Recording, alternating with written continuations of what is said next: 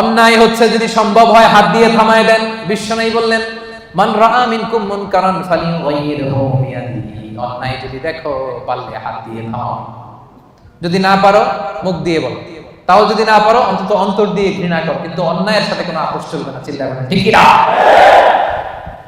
কারণ আযাব আর গজব যখন আসে শুধু কাফিরদের উপরই আসে না, মুমিনদের উপর আসে। এগুলো আমাদের হাতের কামাই।